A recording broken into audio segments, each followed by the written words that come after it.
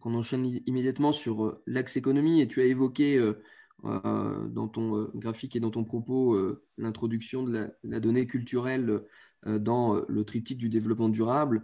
Je vais céder la parole assez rapidement à Marie-Jeanne Béguet, dont c'est un des chevals de bataille, justement, puisque c'est notamment cet aspect de l'importance de la culture dans le développement des territoires ruraux qu'elle a beaucoup porté au sein de l'Association nationale des maires ruraux de France.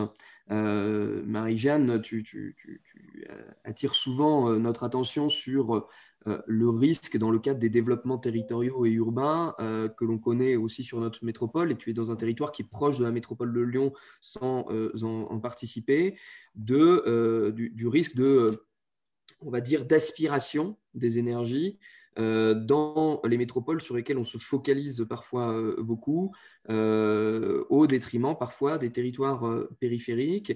Je sais que l'importance du coup du maillage culturel, y compris dans la vocation de développement démographique et économique, est un des sujets qui te tient à cœur.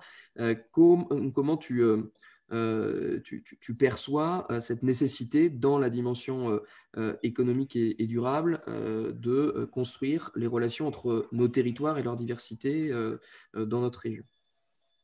Bonjour à tous encore, une deuxième fois pour ceux que j'ai déjà salués, et bonjour à ceux qui sont arrivés. Donc, je vais peut-être effectivement rentrer sur la question économique par l'axe de la culture, puisque tu me demandes de le faire, et je pense que c'est une bonne entrée. Ensuite, il me semble, c'est ce que tu me demandais, de relater, de dire comment la région, pendant notre mandat, nous avons abordé la question économique. Je pense que c'est ce que tu me demandes. Voilà. Alors, en ce qui concerne l'axe, la question culturelle que tu posais, et derrière la question du rapport et de la relation entre les métropoles, les agglomérations, les communautés de communes, et puis les communes périphériques, les communes des territoires, là, on est vraiment dans une question d'actualité. Et c'est tout à fait vrai, c'est ce qu'on vit, ce que disait Monsieur Jouvenel il y a 5 minutes. Effectivement, nous sommes dans une troisième révolution de l'organisation de nos territoires. Cependant, je pense qu'il faut la comprendre, et que sur le terrain, ça se passe peut-être pas comme ça a été pensé. Voilà ce que je m'explique. Je pense que l'idée, c'était de dire, et c'est de dire que les territoires, les métropoles, par leur puissance, par les services qu'elles vont mettre en place, vont irriguer les territoires, et qu'il va se créer une espèce d'équilibrage, de répartition des richesses, etc. Et dans la réalité, eh bien, c'est pas tout à fait ce qui se passe. Je vais vous donner un exemple vraiment très, très concret, parce que je crois qu'il faut être en face des réalités, plutôt que d'être forcément dans un schéma toujours très, très, très théorique. Par exemple, quand on dit que les intercommunalités, quelles qu'elles soient, que ce soit les métropoles, les agglomérations, peu importe le type d'intercommunalité, quand on leur donne, par exemple, la compétence assainissement, c'est derrière, je pense, avec une idée de la grande administration, c'est de se dire, eh bien, nous, l'État, eh bien, ça va nous dégager d'apporter des subventions que l'on apportait communément aux communes rurales, dont on sait tous que ramener à l'habitant le déploiement et l'entretien des réseaux, par exemple d'eau potable ou d'assainissement, coûte plus cher qu'en zone urbaine. Et donc, ce travail de compensation, ce rôle compensatoire qu'avait l'État ou l'Union européenne, par différentes subventions, eh bien, on s'en dégage, et ça sera bien les collectivités locales, les supra-collectivités, pas collectivités, ce ne sont pas toujours des collectivités, mais les communautés de communes, les métropoles, qui vont remplir ce rôle. Et puis dans la réalité, bien, c'est pas comme ça que ça se passe. Pourquoi? J'ai des exemples vraiment très précis. Je pense par exemple à l'agglomération de Bourg. L'agglomération de Bourg-en-Bresse a englobé des communes rurales jusqu'à la périphérie du Jura et jusqu'à la périphérie de la Saône-et-Loire. C'est-à-dire que nous sommes ici dans des zones peu denses et vraiment très rurales. Eh bien, les maires le disent tous, à leur grand désespoir, c'est que dans les schémas qui se mettent en place de changement des canalisations, d'amélioration des réseaux, eh bien, c'est toujours prioritairement les zones urbaines et les zones rurales n'ont que des reliquats et je dirais de vagues reliquats. Et si bien qu'aujourd'hui, les maires sont un peu désespérés parce qu'ils constatent que comment vous dire, que oui, l'argent, hein, les sommes qui étaient mises pour l'assainissement ou voire l'eau potable deviennent inférieures à ce qu'elles étaient quand c'était géré au niveau des communes. Voilà, donc c'est un exemple très concret et c'est une réalité. Je vais vous donner un autre exemple. Vous savez peut-être qu'il y a une opération qui a été lancée, je reviens à la culture, par le ministère qui va désigner des villes capitales culturelles. Et donc, il y a un cahier des charges. Nous avons été associés aux travaux et l'association des maires ruraux, et nous avons demandé, j'ai demandé que dans le cahier des charges, il y ait une obligation d'expliquer comment dans ce projet, il y aura un rejaillissement sur les territoires ruraux. Comment des activités dans le cadre de Capitale de la Culture vont se dérouler concrètement sur les territoires. Quelles retombées ça aura sur les enseignements de la musique, par exemple, sur les enseignements de la peinture, etc. Et au début, ça a été un peu difficile pour demander que cette ligne soit introduite dans le cahier des charges. Puis, je pense que peu à peu, ça a été pris en considération. Mais pour vous expliquer qu'aujourd'hui, c'est une gymnastique de l'esprit, notamment pour la haute administration, et bien de ne pas penser à quelque chose comment dire, de centré uniquement, mais de voir plus largement l'importance des métropoles sur le territoire et le rejaillissement qu'elles doivent avoir, et je dirais même le devoir qu'elles ont, eh bien, d'aider au développement de ces territoires périphériques. Voilà. Et derrière, il y a une question qui est aussi une question économique. Derrière tout ça, le grand sujet lié à notre tournant que nous sommes en train de prendre, c'est la question de la mobilité. C'est une question réelle, une question vraiment importante, fondamentale, cette question de la mobilité. Pourquoi? Parce que ce n'est pas toujours la mobilité pour aller forcément vers la ville-centre, mais c'est des échanges internes aux territoires ruraux et bien sûr les rapports, les échanges qu'elle peut avoir à la fois vers la ville-centre, mais aussi vers les villes ou les villages périphériques. Parce que quand on est à proximité d'une grande agglomération, eh bien, forcément qu'il y a des aménités rurales qui vont être appréciées. L'espace, notamment, le fait que beaucoup de gens vont pouvoir se déplacer, venir vers ces agglomérations, mais aussi l'espace qui est donné et on constate que des entreprises qui, pour différentes raisons, parce qu'elles ont besoin de s'étendre, parce qu'elles sont soumises à des contraintes réglementaires, ne peuvent plus être dans des zones trop urbanisées. Bien, qu'est-ce qu'elles viennent? Elles viennent consommer de l'espace rural. Eh bien, il faut bien que les gens continuent d'aller travailler, que les livreurs livrent, etc. Donc, il y a toute cette question de la mobilité qui est transversale et qui est vraiment aujourd'hui un enjeu considérable. Je me permets, Marie-Jeanne, parce qu'il va falloir que je fasse tourner un peu Oui, la oui. parole, comme on a commencé déjà en Oui, oui, retard. je Je vous remercie pour cet rebondissais. exposé déjà très intéressant. C'est vrai que souvent dans nos travaux d'ailleurs, et avec Dominique Desprats, que je salue puisque j'ai vu qu'il nous suivait déjà par ailleurs, on a souvent eu cet échange, y compris du défaut d'adéquation entre parfois, y compris des métiers en tension, des secteurs Oui, d'emploi qui avaient vraiment une recherche à embaucher, qui ne trouvaient pas forcément les bénéficiaires, et parfois d'autres territoires comme le mien, comme des territoires de banlieue lyonnaise notamment, qui avaient de fortes demandes d'emploi avec des jeunes notamment qui sont en situation de chômage assez bien massif, sûr.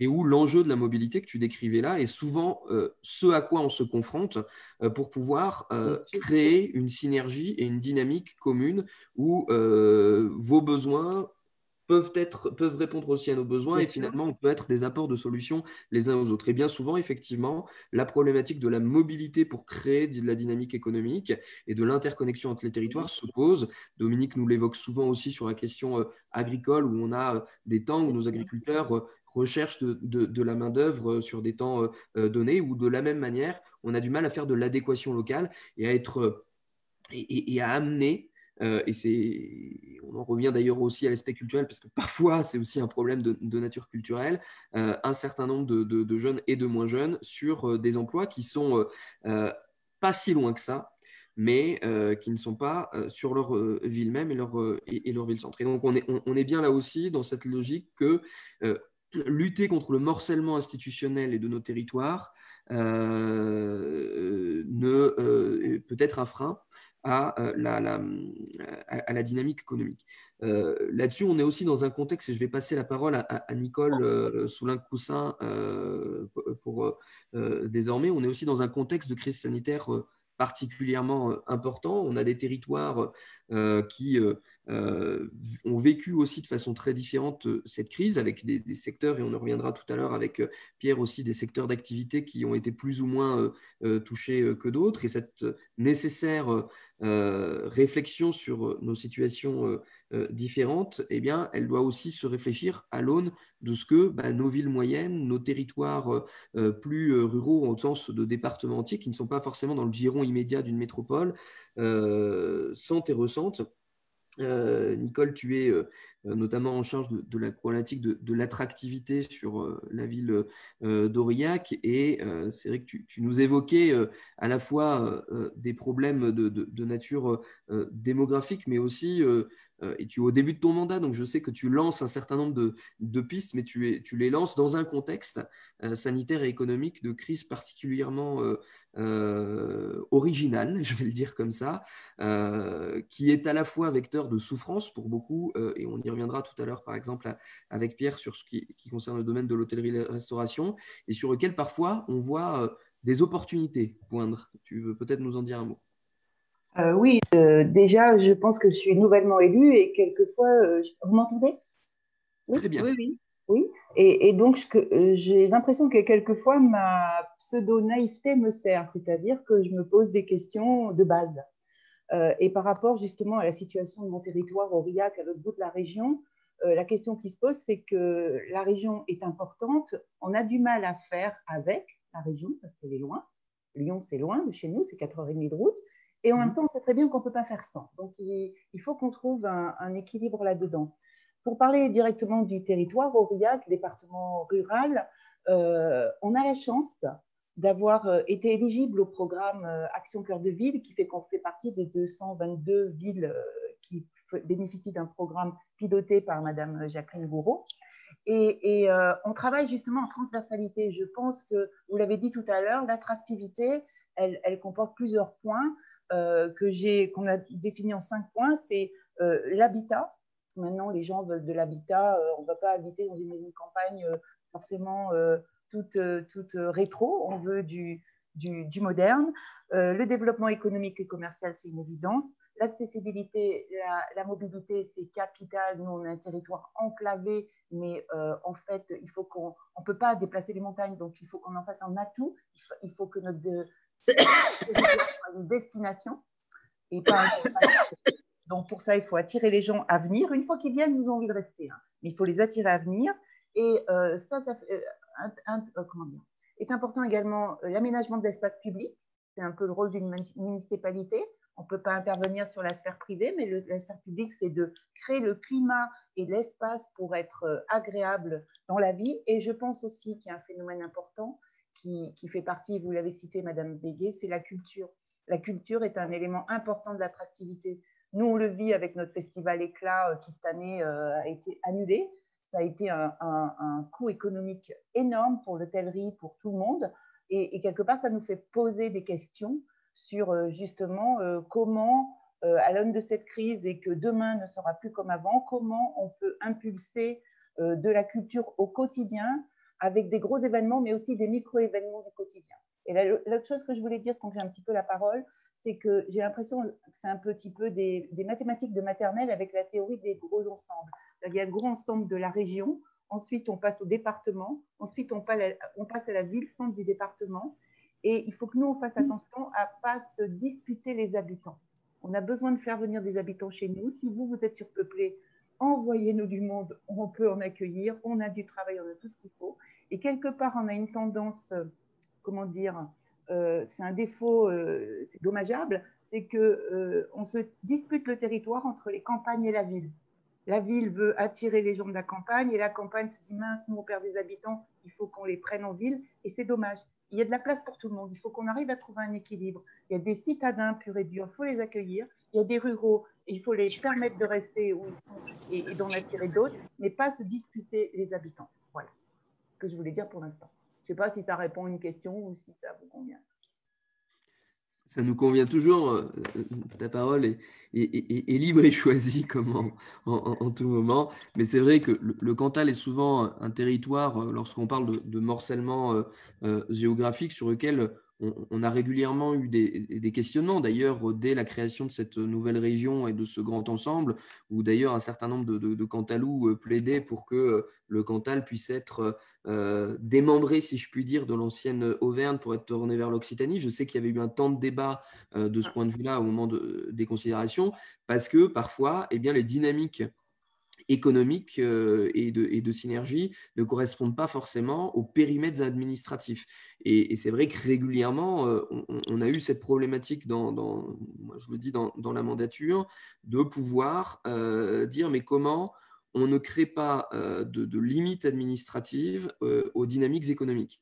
Et c'est vrai dans le cas que l'on cite là. Je peux vous dire que par exemple, ça a été vrai à un certain nombre de moments dans les synergies avec le sud de la Bourgogne, où vous avez l'impression parfois que dès que vous changez de région, le périmètre administratif devient plus important que les dynamiques humaines et économiques, et où on se retrouve parfois à avoir des difficultés à élaborer des choses ensemble qui correspondent au bassin d'emploi et aux dynamiques réelles telles qu'elles sont. Donc, c'est vrai que dans la façon de le construire, c'est assez important d'être comme ça dans des choses très pragmatiques et concrètes. Et moi, j'ai été assez sensible à ce que tu m'évoquais aussi par téléphone quand tu me disais aujourd'hui, j'ai des problèmes de démographie pour attirer des gens sur ma ville, et je me retrouve aujourd'hui dans un contexte de crise où les choses changent aussi, Oui. et où là où les gens voulaient simplement aller à Lyon, à Clermont-Ferrand, et bien aujourd'hui, tu as des porteurs de projets qui viennent de Marseille, de Bordeaux, d'autres territoires, qui disent eh ben, peut-être que pour changer aussi mon modèle de vie, pour redonner un petit peu de sens à ma vie après tout ce que l'on a traversé, eh ben, j'ai peut-être envie de me réorienter, de retravailler dans un autre domaine, sur un autre territoire différent, et d'être accompagné là-dedans. Et c'est vrai que là-dedans, au niveau de la région notamment, on a beaucoup travaillé sur la question d'un plan rebond qui permette, notamment dans les temps qu'on traverse, et les 2 années que l'on traverse là, de pouvoir accompagner des personnes qui ont eu une rupture d'emploi choisie ou subie, dans des carrières qui paraissaient spontanées, avec des secteurs d'activité qui ne devaient pas s'éteindre tout de suite, disons, et où on a des ruptures professionnelles très brutales. Et pas que chez des jeunes, et je le dis, on voit de plus en plus des personnes qui ont 40, 50 ans, qui arrivent en fin de carrière, et qu'il faut pouvoir accompagner dans la mobilité vers l'emploi, et dans la mobilité dans leur parcours de compétences, dans leur parcours d'emploi tout au long de la vie. Il y a d'ailleurs une compétence très importante qu'il faut qu'on se saisisse, dont l'ensemble des régions doivent se saisir très rapidement, et moi j'y suis très attaché, c'est la compétence orientation, qui est une orientation tout au long de la vie qui a été donnée aux régions, et sur lequel là encore, le fait de mettre en exergue des parcours dont les parents et les familles n'ont pas forcément connaissance et pourtant qui correspondent à des emplois en tension sur certains territoires, mais pas forcément dans le territoire dans lequel ils sont originaires, sur du coup donner perceptible ces parcours de formation à des jeunes et des moins jeunes qui n'avaient pas forcément ces parcours et ces secteurs d'activité dans leur scope. Eh bien, c'est des sujets sur lesquels il faut qu'on puisse faire cet accompagnement. On s'appuie beaucoup sur les missions locales, mais parfois il nous manque d'interlocuteurs, en particulier chez les quadras, les quinquagénaires, et c'est là où les collectivités locales de moindre niveau doivent pouvoir aussi élaborer des propositions. Je me tourne du coup aussi vers Stanislas Régnier, qui, toi, tu as suivi aussi un petit peu cette évolution économique avec l'œil de la Chambre de commerce et d'industrie et du Puy-de-Dôme, avec quelqu'un où tu es en particulier en charge des commerces, hein, d'ailleurs, au sein de la CCI, et tu as contribué régulièrement aux travaux du Césaire. Comment est-ce que ce soit dans les travaux du Césaire ou dans ton approche propre, tu conçois cette interdépendance, qu'elle soit entre les secteurs d'activité et nos territoires, et la façon dont il faut pouvoir concilier ces opportunités, ces faiblesses et ces aspirations. Merci François-Xavier de me donner la parole. Alors tout d'abord, oui, pour vous dire que ça fait maintenant une vingtaine d'années que je m'occupe plus particulièrement du commerce au sein de la CCI du Puy-de-Dôme. Alors au départ, plus concentré sur la ville de Clermont-Ferrand et aujourd'hui justement sur le département du Puy-de-Dôme lui-même, ce qui me permet d'aborder justement, je dirais aussi bien le commerce rural que le commerce très urbain de métropole, qui ont des habitudes d'ailleurs très différentes. La première chose que je voudrais dire, c'est que de toute façon, dans le commerce et l'économie, ce ne sont pas les élus, ce ne sont pas les collectivités qui décident, ce sont les consommateurs. Voilà. Donc, en fait, le développement économique, il est lié, et ça revient un peu à ce que disait Marie-Jeanne tout à l'heure, au développement d'un territoire qui, à un moment donné, va arriver à amener du consommateur, je dirais, dans le commerce qui sera à un moment donné installé. Et surtout, il y a une chose, c'est que le commerce et l'économie aussi ne tient pas vraiment compte, on va dire, des frontières administratives. Je m'explique. C'est qu'aujourd'hui, un développement commercial, il se passe sur un territoire. Mais en fait, le territoire, il se fout de savoir s'il est dans l'Allier, s'il est à la limite du Puy-de-Dôme, s'il est à la limite du Cantal, s'il est proche de la métropole, s'il en est un peu plus loin.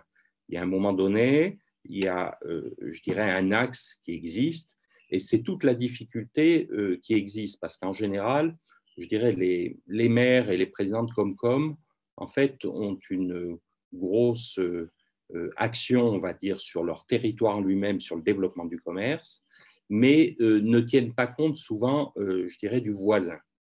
Et ça a été tout un travail qu'on a pu réaliser à la CCI du Puy-de-Dôme, c'est d'arriver à expliquer justement à ces élus ces frontières administratives n'existaient pas sur l'organisation et le développement du commerce et de l'économie. Ce qui a mené à une réflexion, c'est de se dire, est-ce qu'on est capable, tous ensemble, un peu d'écrire un document sur la façon dont on va vouloir voir le développement et l'organisation, alors que ça soit des zones commerciales, que ça soit des centres-villes, que ça soit des commerces de grosses enseignes. Et on est arrivé, alors je vous dirais pas sans mal, parce que je crois que on a mis à peu près 10 ans, je dirais, à s'entendre sur ce document, à ce que les élus arrivent à s'entendre. Mais aujourd'hui, on a un document, on va dire, qui a été signé par 116 communes, qui partent du nord de Rion et qui va jusqu'au sud d'Issoire, où en fait les élus ont décidé ensemble de dire, ben voilà, sur telle zone, on va vouloir avoir une zone commerciale qui sera plus peut-être destinée, je dirais, à l'ameublement. Là, on va faire attention à ce que sur tel secteur, on ne dépasse pas le nombre de commerce de grande distribution et qu'on privilégie peut-être un développement du centre-ville et surtout que ces, je dirais, ces accords, on va dire tacites, hein, qui ne sont qui n'amène aucune obligation, on va dire, à un maire, hein, qui pourrait à un moment donné se dire, ben moi, ça m'est égal, j'autorise quand même telle enseigne à venir s'installer à tel endroit parce qu'elle me promet tant d'emplois sur le territoire, etc. Mais aujourd'hui, on a un document qui tient, ce qu'on appelle un document d'aménagement artisanal et commercial, qui aujourd'hui, certes, est signé par 116 communes, mais qui pourrait aller, pour moi, dans mon développement, c'est d'ailleurs partir pratiquement de Vichy-la-Palisse jusqu'à, de l'autre côté, Saint-Flour dans le Cantal. Parce que voilà, l'idée, c'est de se dire, on ne peut pas laisser uniquement les aléas économiques, je dirais, guider le développement commercial et économique d'un territoire sans à un moment donné pouvoir le réguler. Et pour le réguler, il faut arriver à s'entendre tous ensemble sur ce que l'on souhaite. Alors voilà ce que je voulais dire sur cette partie-là. Merci Stanislas. Et effectivement, tu as rappelé que si le politique accompagné, soutenu, pouvait permettre parfois à ce que des initiatives, on va dire, changent de braquet, la réalité, c'est que ce n'est pas le politique qui fait l'action économique. Et il faut avoir énormément d'humilité dans la façon dont on construit les politiques publiques, notamment en matière économique. Ceux qui font, c'est des chefs d'entreprise, c'est des salariés, c'est des gens qui font au réel notre tissu économique, c'est des gens qui vont prendre sur eux d'aller prendre un emprunt, de prendre du temps dans l'organisation, d'aller s'investir sur un territoire, d'aller chercher des compétences, d'aller amener un projet, d'aller amener une offre, et que parfois, souvent, le politique est facilitateur, mais qu'un modèle économique qui chercherait à dire c'est le politique qui est tout puissant, il ne fait pas. En revanche, il est vrai qu'ensuite, il faut avoir dans nos accompagnements, parce que le denier public est rare, Marie-Jeanne le rappelait tout à l'heure, il faut pouvoir avoir insufflé des dimensions stratégiques. Et qu'une stratégie de développement économique, et si je devais d'ailleurs critiquer la politique économique actuelle de la région, c'est que parfois, elle est uniquement dans l'accompagnement de ce qui lui vient, mais sans forcément aller créer la rencontre qui va créer de la valeur nouvelle, créer de l'initiative nouvelle. L'innovation, le sens même de l'innovation, c'est d'ailleurs de faire rencontrer des gens qui ne se connaissaient pas, qui pouvaient être dans des activités différentes, dans des milieux différents, dans des zones géographiques différentes, pour faciliter le fait que puisse naître une nouvelle valeur ajoutée de cela. Et là, parfois, très modestement, c'est ce rôle de liant que l'on peut faire dans le volet politique, mais pour ça, il faut accepter d'avoir des stratégies. Ces stratégies, elle nécessite aussi d'avoir une lucidité sur le fait que certains secteurs d'activité ont un effet d'entraînement sur le reste de l'économie qui est plus ou moins important. Jean-Noël Barrot, dans sa casquette d'économiste, avait publié au cœur du confinement une étude sur justement comment certains secteurs qui avaient été éteints pendant le confinement avaient une capacité d'entraînement sur le reste de l'économie plus ou moins importante, parce que certaines économies ont tout un écosystème d'autres activités économiques qui en sont dépendantes. C'est en particulier le cas de l'hôtellerie-restauration, et je me tourne vers Pierre pour faire cette dernière partie de notre axe économique. L'hôtellerie-restauration qui, comme la culture, a énormément, et le tourisme a énormément souffert de cette période-là, qui souffre encore. On voit bien encore les nouvelles restrictions qui se posent dessus.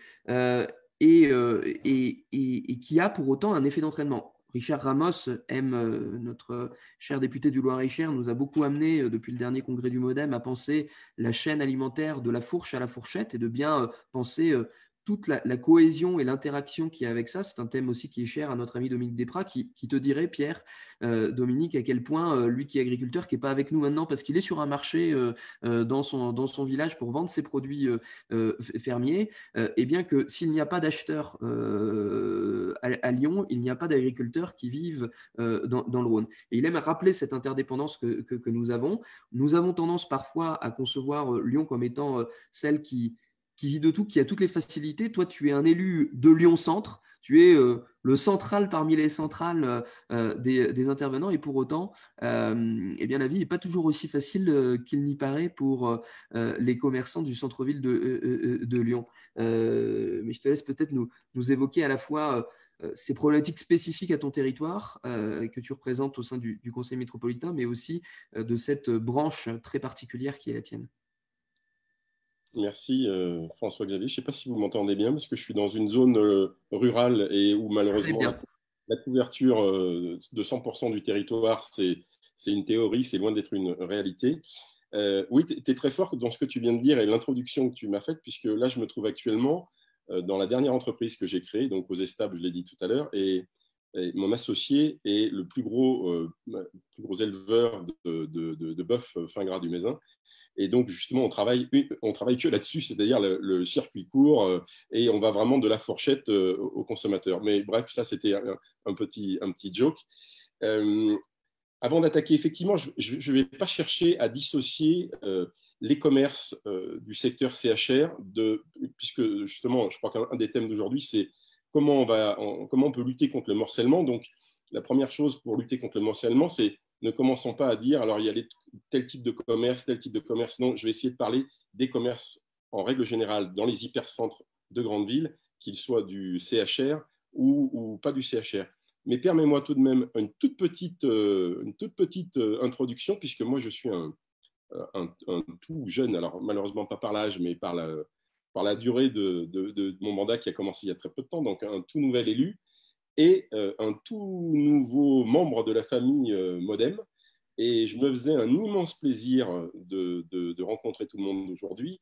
Et je vous avoue, pour quelqu'un qui aime le contact humain et qui aime cette relation, le partage à la fois physique et intellectuel, c'est un petit peu frustrant aujourd'hui de se retrouver derrière un Mac et derrière une petite caméra, mais c'est quand même très agréable. Et je vous remercie. Et je te dis bravo pour l'organisation parce que tu as bien rebondi et ça ne doit pas être simple. Et bienvenue, Pierre. Tu es bienvenu ici dans cette famille et tu es aussi la preuve que le renouvellement en politique, c'est pas uniquement, ça passe pas uniquement par le jeunisme, c'est aussi des personnes qui ont ton expérience et qui vont venir apporter aussi leur expérience et leur souffle et leurs idées nouvelles au milieu politique. Et c'est bien aussi de rappeler que c'est aussi ça, le renouvellement de la classe politique. Eh ben, je l'espère. Et je salue effectivement tout le monde, dont ceux qui n'étaient pas là au départ. Un tout petit mot sur la phrase que tu as appelée ta ligne rouge, enfin, ou le fil d'Ariane, je ne sais pas comment on peut appeler cela, peu importe, on l'appelle comme on a envie. L'essentiel, c'est de s'y plonger dedans et d'essayer de l'interpréter. Alors, tu me diras si je me suis trompé ou pas, avant d'arriver sur les problèmes de commerce d'hypercentre, mais je l'ai un petit peu interprété comme dire, ben voilà, notre feuille de route, c'est que ce soit en vue d'élections locales ou en vue d'élections nationales, d'essayer de repenser et dans ses contours et dans ses fondations un nouvel État social parce que celui qu'on a aujourd'hui, bah, il date des années 50 et il a peut-être pris un peu de plomb dans l'aile et qu'il faut le repenser. Alors, je ne sais pas si c'était ça le fond de ce que tu voulais nous dire à travers ça, mais en tous les cas, c'est comme ça que je l'ai interprété. Je ne sais pas ce que tu as à me répondre là-dessus. J'en réponds que ce qui est bien dans le titre, c'est que chacun y trouve ce qu'il a envie d'y mettre, et c'est ça qui est plus intéressant, mais ce n'était pas du tout effectivement antagoniste. C'est ce que tu viens évoquer, bien au contraire. On est, je pense, sur la même aspiration programmatique. Bien. Alors, ce que disait tout à l'heure, je crois que c'était Stanislas qui parlait tout à l'heure, qui disait la règle numéro 1 du commerce, c'est qu'il faut des clients. Alors, je pense qu'il a grandement raison. Je dirais même, j'y vais même plus loin, je pense qu'aujourd'hui, le consommateur que chacun de nous a beaucoup plus de pouvoir que les lecteurs que nous sommes. Donc, je vais complètement dans sa ligne. Et je dirais, donc, à partir du moment où pour faire du commerce, il faut des clients, il faut donc s'adapter au changement des mentalités, au changement de la société. Et si je devrais prendre par ordre, je vais essayer de vous faire, alors évidemment, rien n'est exhaustif, bien entendu, mais je vais essayer de vous lister au travers de mes différentes expériences, un certain nombre de points, par ordre décroissant d'ailleurs, des problématiques, parce que, effectivement, comme tu le disais, y compris dans les très grandes villes, c'est loin d'être tout rose. Alors, je connais aussi la campagne et je sais que c'est difficile, le commerce n'est pas toujours facile, mais sachez que dans les hypercentres de très grandes villes, c'est pas facile du tout. Le premier problème, et j'en reviens sur le consommateur, c'est que les mentalités ont changé et aujourd'hui, il y a un phénomène qui s'appelle la vente en ligne et l'achat en ligne. Et ça, effectivement, c'est le premier point noir du commerce au jour d'aujourd'hui. Enfin, de mon point de vue, je ne sais pas comment ça se passe dans les zones plus rurales, mais en hypercentre, il est clair que depuis l'explosion du commerce en ligne, il y a eu une baisse de l'activité. Alors là, je crois qu'il est difficile enfin, on peut toujours faire des choses, hein, on peut toujours aider les commerçants à réagir à ça et leur donner les moyens de se regrouper pour arriver à faire face aux gros acteurs de ce domaine-là. Le deuxième point, alors qui est plus politique de mon point de vue, c'est qu'il y a un vrai souci au niveau il y a une vraie, je dirais, une bourse à l'immobilier, il y a une fluctuation, enfin, les loyers ont explosé, les murs sont inaccessibles. Alors non seulement ils sont inaccessibles pour un commerçant parce qu'ils sont très chers, les murs commerciaux, mais en plus ils sont inaccessibles parce qu'aujourd'hui personne ne les vend. Enfin, quand on trouve un local commercial à acheter des murs, c'est extrêmement rare. On constate dans un grand nombre de villes qu'aujourd'hui sont arrivés sur le marché des fonds de pension qui n'hésitent pas à bloquer des pans entiers du commerce. Et je pense à Lyon, la rue Grolet, pour ceux qui sont lyonnais et qui connaissent. Là, c'est des dizaines et des dizaines de fonds de commerce qui sont restés vides pendant 4 à 5 ans parce que ces gens-là n'ont pas besoin de rentabilité. Et donc, en fait, il fausse le marché. Je dirais même qu'il le paralyse. Et ça, c'est un vrai souci. Et vous voyez, dans une période comme on a traversé là, entre le confinement puis ce qu'on est en train de revivre à nouveau, il est certain que quand on se retrouve commerçant, petit, moyen, grand, mais indépendant, dans un hypercentre et qu'on a 2 ou 3 mois de loyer sur lequel on n'a pas d'activité, c'est vite, très vite, une réelle catastrophe. Et là, je crois que le politique peut mettre... enfin, il y a peut-être des moyens d'agir, mais j'aimerais avoir les réactions des uns et des autres. On peut peut-être imaginer, pourquoi pas, arriver à encadrer, à demander un encadrement des loyers. Alors, est-ce que c'est faisable, pas faisable, des loyers commerciaux? On sait que ça se fait sur les loyers de particuliers. Et puis, peut-être, pourquoi pas, quand certaines zones sont à vendre, pourquoi les collectivités ne peuvent pas envisager effectivement de préempter pour éviter une spéculation qui n'est que négative pour le petit commerce. Le troisième point, il me semble, hein, en tous les cas, mon ordre, c'est celui que j'ai pensé, mais ce n'est pas forcément... Mais c'est... Et alors là, ça touche, avec nos dernières élections et l'arrivée en force des écologistes, c'est une volonté qui est dans l'air du temps et c'est une vague sur laquelle d'ailleurs les écologistes ont extrêmement bien surfé, c'est le souhait de piétoniser, et même, je dirais même plus loin, c'est d'interdire l'accès aux voitures dans les hyper-centres-villes. Bon, je vais parler de Lyon, tu l'as dit tout à l'heure, je suis élu de centre-ville, Lyon 1er, Lyon 2, Lyon 4. Nous, le constat qui a été fait, puisqu'il y a eu des tentatives de fait, alors plus ou moins bien amenées, c'est que sur une piétonisation de secteurs commerçants, il y a du plus et du moins. Mais ça dépend en fait du secteur, enfin ça dépend du niveau dans lequel le commerce se trouve. Globalement, on constate que pour tout ce qui est moyenne gamme et entre guillemets bas de gamme, la piétonisation est plutôt très positive. Et dès qu'on monte et qu'on atteint des commerces un peu plus luxueux, la piétonisation est une réelle catastrophe. Donc moi, je pense que de toute façon, on n'y échappera pas. Aujourd'hui, ce qu'on doit attendre des gens qui sont dans les exécutifs et qui souhaitent mettre en place ce genre de choses, c'est une grande concertation avec l'ensemble des acteurs. Ça me semble absolument indispensable. Et surtout, ne pas vouloir piétoniser l'intégralité d'un centre-ville. C'est-à-dire faire comme ça a été fait dans certaines villes du nord de l'Europe, où les politiques ont pris quartier par quartier, rue par rue, ont organisé des concertations et avec les habitants et avec les commerçants, ce qui fait que les piétonisations n'ont pas été vécues comme une sanction, mais ont été vécues comme quelque chose qui avait été choisi et pensé par tout le monde. Donc je pense que ça, c'est un troisième point. Et d'un point de vue politique, il me semble que c'est dans ce sens-là qu'il faudrait, en tout cas, l'aborder. 3 autres petits points, évidemment, par rapport au commerce d'hypercentre. Je pense que vous tous, dans toutes les régions, vous me direz sûrement qu'il a été vécu la même chose. C'est les gilets jaunes. Il faut quand même penser que pendant un an, de novembre 2018 à novembre 2019, si je ne me trompe pas, tous les samedis, plus gros chiffre d'affaires de la semaine a priori pour un grand nombre de commerçants, tous les samedis ont été très lourdement impactés, des moins 20, moins 50, moins 70, selon les zones et selon les villes.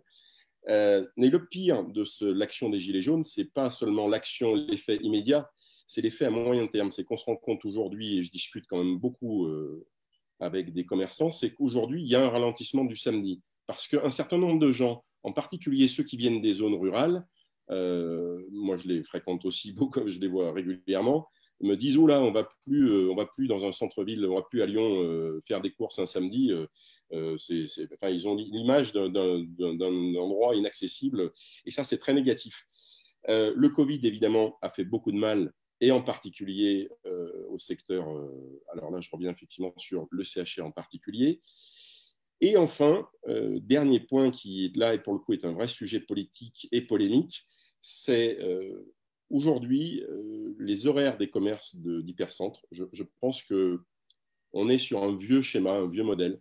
Ouvrir une boutique à 10 heures, je ne suis pas sûr que ce soit pertinent. Par contre, la fermer à 19 heures, je ne suis pas sûr que ce soit pertinent non plus. Je pense que là, il y a un manque de tous les commerçants, et ce n'est pas facile. Hein, attention, j'ai été commerçant, je le suis encore depuis 30 ans. Ce n'est pas simple, mais je pense qu'il faut savoir s'adapter et aux consommateurs et à l'évolution de la société. Et le dernier point que j'évoquerai ici, parce qu'il ne faut peut-être pas être trop long, c'est l'ouverture du dimanche. Alors là, qui est un vrai sujet qui crée des polémiques incroyables. Alors évidemment, on rencontre des commerçants favorables. Quid de l'ouverture du dimanche? Est-ce qu'aujourd'hui, il ne faut pas, ça a failli être le cas à Lyon, non pas imposer quoi que ce soit, mais donner la possibilité de. Moi, je pense que dans l'activité commerciale, commerçante, je pense que donner la liberté aux gens de faire, c'est primordial. Et puis après, chacun doit. Mais bon, je suis prêt et je souhaite d'ailleurs que tout ce que je viens d'évoquer, enfin, ce que je viens d'évoquer et ce que vous avez évoqué, qu'on puisse échanger effectivement et avancer dessus au travers de l'intelligence collective. Voilà. J'espère avoir été clair et pas trop long. Merci. Non, merci. C'était très clair. Et ce qui est agréable à t'entendre, c'est qu'il y a beaucoup, pour paraphraser une candidate à la présidentielle, il y a beaucoup de concrétude dans ce que tu évoques. Et c'est très appréciable. Pierre, d'ailleurs, je souscris totalement à ce que tu as dit sur tous les sujets. Et d'ailleurs, un des plus importants, c'est quand même le problème des étapes, enfin des murs commerciaux dans les centres-villes. Je dois dire que là-dessus, le maire à Clermont a fini par nous entendre là-dessus, et il a mis aujourd'hui en place, parce que c'est un outil qui aujourd'hui les municipalités peuvent se saisir, c'est le droit de préemption justement sur les établissements commerciaux et sur les fonds de commerce. Il permet deux choses. Un, de lutter contre cette inflation à un moment donné des loyers qui est complètement artificielle à certains moments. Et deuxièmement, aussi sur les, je dirais, rues qui, à un moment donné, peuvent être désertées et se retrouver avec un certain nombre de fonds de commerce qui sont vides et qui se retrouvent souvent, malheureusement d'ailleurs, finalement loués par des endroits où on se retrouve avec une monoactivité. Voilà, je le dis d'une manière sobre, on va dire, mais où on se retrouve du coup à tout un ensemble de cette rue qui se retrouve d'ailleurs détruite par cette monoactivité. Et c'est un des outils qu'ont les maires, qu'ils ont du mal à mettre en route, parce que c'est pas facile, parce que c'est pas un budget que tu peux maîtriser vraiment, d'accord, parce que c'est bien beau de faire valoir son droit de préemption, mais après, il faut trouver quoi y mettre dedans. Mais je pense que c'est une habitude malgré tout. Je pense que c'est un outil qui peut être un peu plus dissuasif. C'est-à-dire que c'est un outil où les personnes qui viennent s'installer là vont arriver et vont dire « je ne vais pas pouvoir faire exactement ce que je veux dans ce local et je serai obligé de composer avec les élus à un moment donné pour arriver à ouvrir quelque chose. » Voilà. Alors, je vais devoir clore un peu cette table. Non, mais si tu veux dire un Oui, mot de juste un mot. Non, non, je on partage. peut essayer d'être court C'est pour vrai, rendre c'est vrai, les autres intervenants. pas évoqué, mais je partage totalement ce que vient d'évoquer Stanislas. Et le résultat qu'on constate, mais ça c'est vrai à l'échelle européenne, c'est qu'aujourd'hui, tous les centres-villes perdent de leur personnalité et deviennent standards avec les mêmes enseignes de partout. Pour quelle raison? Parce que c'est les mêmes groupes qui ont les moyens de se payer des locaux très bien placés et avec des loyers excessifs dans tous les hypercentres de grandes villes européennes. Et c'est vraiment une catastrophe. Et effectivement, dans ce que disait aussi Stanislas, en fait, l'objectif final pour un élu, quel que soit, ce soit au niveau d'une ville, d'une métropole, etc., c'est pas de se retrouver avec 200 locaux commerciaux dont la propriété est la collectivité. C'est simplement de pouvoir avoir un droit de regard. Et effectivement, de dire attention, monsieur, si vous voulez le prendre, moi j'ai préempté. Si vous voulez le prendre, dites-moi ce que vous voulez y mettre dedans. Et si je ne suis pas d'accord, ben, je vous empêcherai de le faire. Et je crois que ça, c'est une façon d'intervenir tout en respectant la liberté du commerce, qui est évidemment une liberté fondamentale chez nous. Merci, excusez-moi. Alors, non, mais je t'en prie. Là-dessus, sur ce point précis, d'ailleurs, nous, on a eu exactement la problématique que tu viens de décrire, hein, Stanislas, sur Bron, avec de la monoactivité tertiaire qui s'est installée parce qu'il y avait des enseignes qui voulaient être à la fois à proximité, des enseignes d'assurance, de banques qui voulaient avoir des sièges à proximité de Lyon le long d'un tramway, mais en même temps, qui du coup ont créé un système inflationniste sur le centre-ville de Bron, avec en revanche derrière une grande difficulté à refaire du centre-ville un lieu de lien social, de rencontre, que la diversité aussi de l'offre commerçante permet d'avoir, parce que si on tourne sur de la monoactivité, aussi, il y a toute une partie de la population, quelle qu'elle soit, qui va se sentir exclue. Et certaines villes d'ailleurs de l'Est lyonnais, je pense à Genasse, à Jonage, sont allées même plus loin que ce que vous dites, puisqu'ils sont allés en fait plus que préemptés. Ils ont construit des locaux commerciaux en centre-ville de propriété municipale qui leur permet carrément d'être très encore plus interventionniste, j'ai envie de dire, sur le coût et la nature de l'offre commerçante. Et ça a vraiment, sur ces deux villes en particulier, je peux vous dire, avec quelques années de recul, ça leur a permis de recréer vraiment une dynamique de centre-bourg et de centre-ville dans leur commune. Hein. C'est des communes qui sont de taille intermédiaire, hein, qui ont moins de 20 000 habitants l'une comme l'autre, l'une moins de 10 000, l'autre 15 000.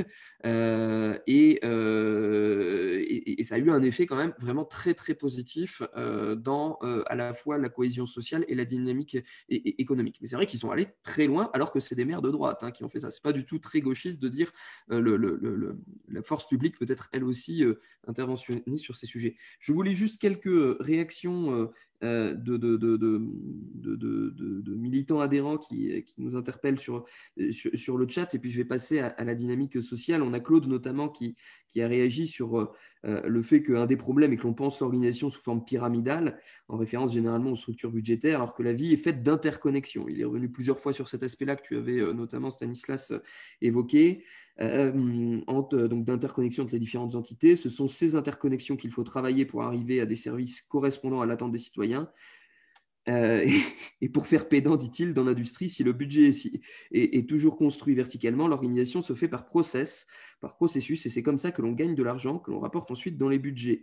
Jean-Louis est venu, Gaillard est aussi venu appuyer le propos de Marie-Jeanne, disant que loin de toute agressivité, Jean-Louis qui est aussi un ancien maire de milieu de petites communes rurales, et qui dit que loin de toute agressivité contre le phénomène urbain, l'organisation en intercommunauté avec des communes de taille variée consacre la loi du plus fort, donc des communes au plus grand nombre d'habitants, les mieux représentées aux structures techniques les plus fortes.